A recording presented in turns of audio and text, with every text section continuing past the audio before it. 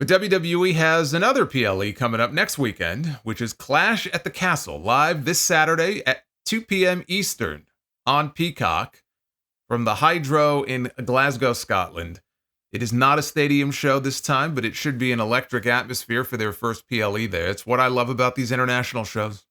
You get these countries, these crowds that are so starved for a major show, and they want to put on the best performance they possibly can. It's like they're performing for Nick Khan and for Triple H.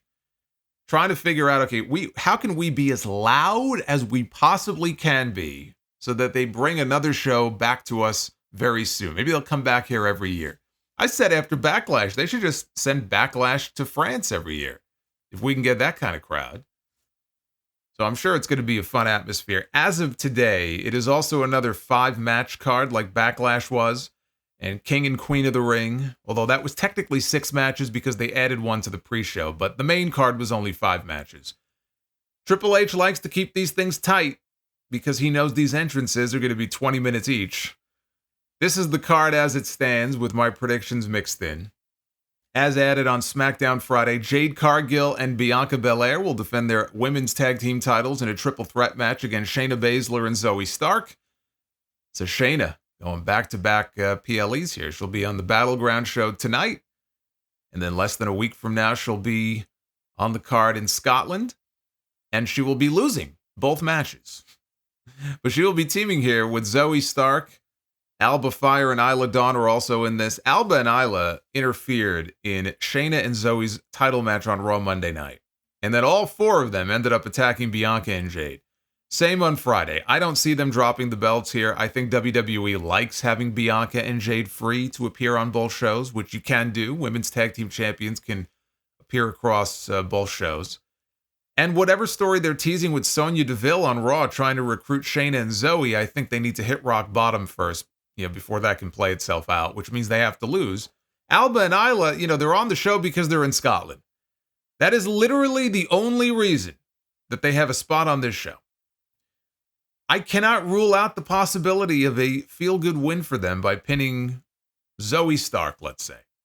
So Bianca and Jade don't have to take the losing fall. And then they just win the belts back from them, maybe on TV the following week or at Money in the Bank, right? That is certainly possible. But I am going to stick with Bianca and Jade for the win.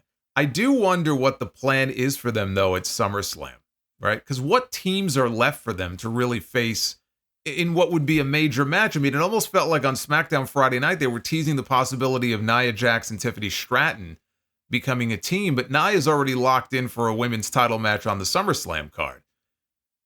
So I'm not sure looking ahead, what would the plan be for Bianca and Jade for SummerSlam? Bianca especially should have more of a marquee match on that show. Would they do Bianca against Jade? Is that the plan? Are they going to go to Bianca against Jade this quickly? And maybe do that at SummerSlam. They'd have to drop the belts before then. Sami Zayn defends the Intercontinental Championship against Chad Gable. This will be Gable's 5th crack at the title over the past year. You go back to last August, there was a count-out win over Gunther on TV where he won the match, but he did not win the title. And then he lost to Gunther in the rematch. And then he lost to Sami Zayn on Raw. And then he lost in the triple threat match at King and Queen of the Ring. This is his 5th chance. And it may be his last if he fails to win here. But there's a workaround to that. On Raw Monday, we got another excellent segment with Gable and the Alpha Academy and Sami Zayn, which saw Otis get up in Gable's face like he was finally about to snap and lay him out. But instead, it ended with Gable sending Zayn into Otis from behind, who accidentally then knocked Tozawa and Maxine off the apron. Otis turned around. He was pissed. He ended up laying out Sami Zayn, thinking that he was the culprit. And then later in the back, Gable is back there with all the members of the Academy. Maxine is selling an injured ankle, and Tozawa looks like his dog died, and Otis is all sad. Gable's raving about all the members playing their parts perfectly, although none of them seem to be clued into the plot. Gable is still banking on Otis helping him to win that title. I don't think he is, though.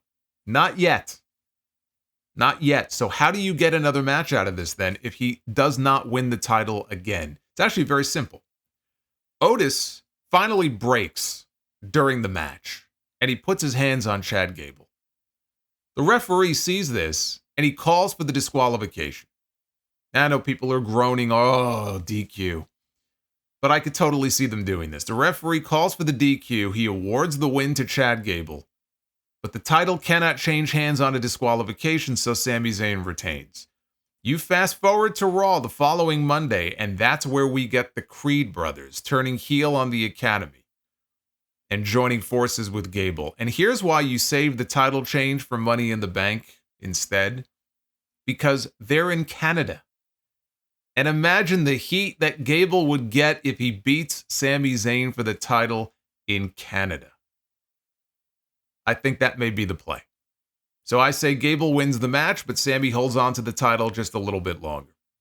And also, you could look at it and go, well, that's disappointing if you do a DQ finish on a pay-per-view show. But I feel like with that crowd, I feel like if they build it up right and they get the moment with Otis, if they give them that moment, then I think that kind of makes up for doing a finish that way. Because at least they'll have that big moment where Otis just finally snaps and just lays into Gable.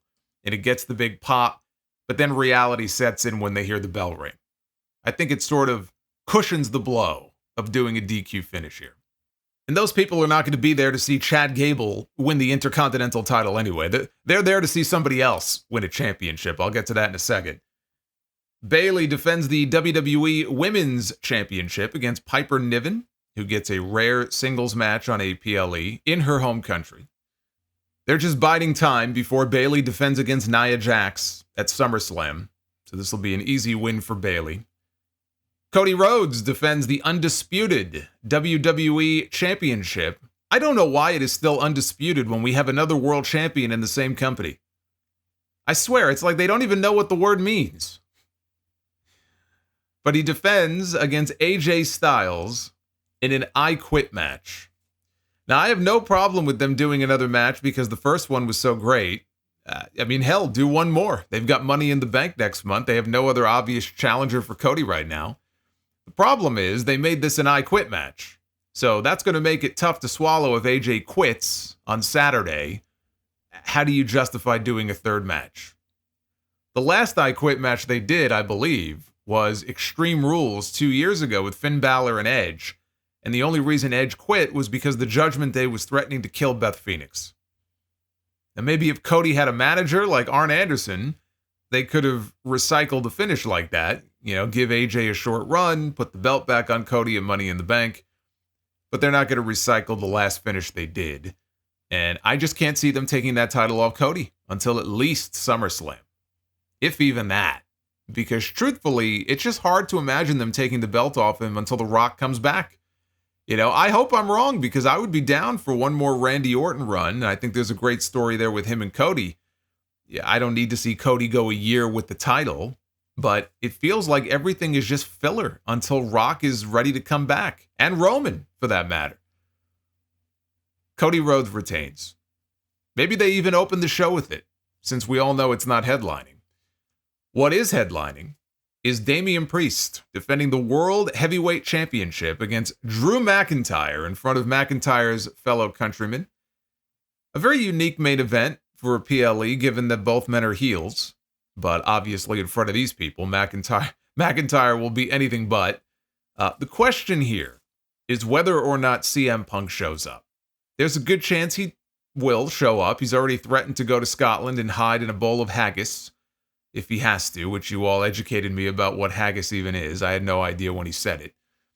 There's also the question of the Judgment Day, and do they get involved? I think that's a safe bet, and I've been waiting for the implosion because it's coming soon with Priest and Balor. There's been little hints and teases of it, but nothing I would call significant. We may see that here. The last time McIntyre wrestled in the Clash at the Castle main event, he came within a hair of winning the WWE title, and he got screwed. It's part of his character arc. Even now, he's never gotten over that loss to the Bloodline. He was still bitching about it before WrestleMania. Now they're actually in his home country. He is in the main event again. Punk may try, but I think this time McIntyre wins the championship. Now maybe Punk screws him out of it at Money in the Bank. You know, I don't see Drew McIntyre going into SummerSlam as the World Heavyweight Champion. This is kind of the conundrum I have here when I am thinking about what's going to happen. I don't think he's going to be the champion at SummerSlam for two reasons. First of all, I think that's got to be the first McIntyre-Punk match. Assuming Punk is cleared by then, you got to save that for SummerSlam. The SummerSlam match should be Drew McIntyre one-on-one with CM Punk. And secondly, you're going to do heel versus heel for the world title on this show and then run back another heel versus heel title match at SummerSlam with McIntyre and Gunther? I don't see it. I don't see the vision. So I'm predicting that McIntyre is going to win the title. He's going to get his moment, but that's all it is. And within the next month, I think he drops it, and that puts even more heat on the feud with him and Punk.